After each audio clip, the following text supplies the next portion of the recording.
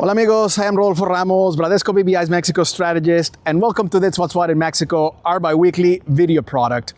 As you can see here today, we are experimenting with a little bit of a different format, a little more engaging, more dynamic. So we hope that you enjoy the beautiful scenery here in Central Park in a beautiful spring-like day here.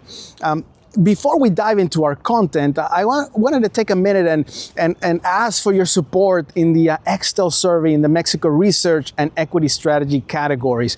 You have been extremely generous with your support over the last few years that have allowed us to reach this ranking for several years now consecutively.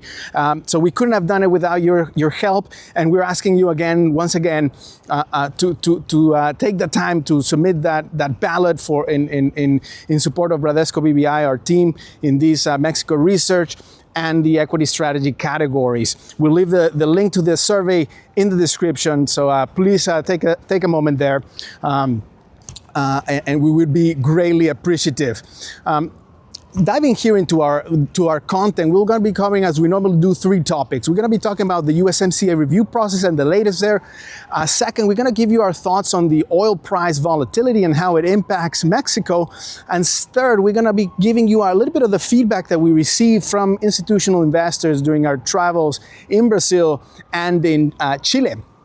So kicking off here with the USMCA review process, it has been a very dynamic process area for Mexico. Just recently, the Ministry of Economy, Marcelo Ebrard, and his Undersecretary, Luis Rosendo Gutierrez, put together a large event of all Mexican stakeholders to conclude this consultation process in Mexico. Not surprisingly, all stakeholders are in favor of maintaining this very strong framework for North America. We saw this again from the USTR following their own consultation process, reaching a similar conclusion. We're not that surprised there, but we believe that we have seen better news on this front with USTR saying that he's not looking to change the core of the agreement, and we've also seen this the stipulation of this formal bilateral talks between Mexico and the U.S. Starting off on March 16. So this is something very important for us to monitor, see what how these negotiations are going.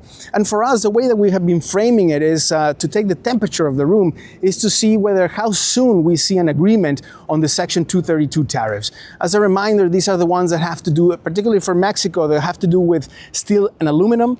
And the sooner that we have an agreement on that front, we believe that the more likely is that we are not so far off that July deadline for the USMCA review, but we're likely, as we have seen since the beginning of the Trump administration, we tend to go over these deadlines, these soft deadlines. So very important for investors to monitor. The second point that I wanted to touch on is on this volatility around oil markets. Mexico is not as dependent on oil as other countries. It actually runs a slight oil trade deficit. But it is somewhat relevant to government finances. If we take current prices and compare it to what was used in the federal budget, we reach about a 1% of GDP windfall in government revenues. They will, of course, we will, of course, need to see how they approach the excise tax that is currently levied on the pump. They'll probably use that to smoothen out prices locally, but nonetheless, this is something marginally positive for government finances going forward. So, as to what it means more broadly for Mexico, we have continued to flag how Mexico is no longer this market that is heavily reliant on consumer staples. It has become much more commodity driven, and with that exposure comes a great,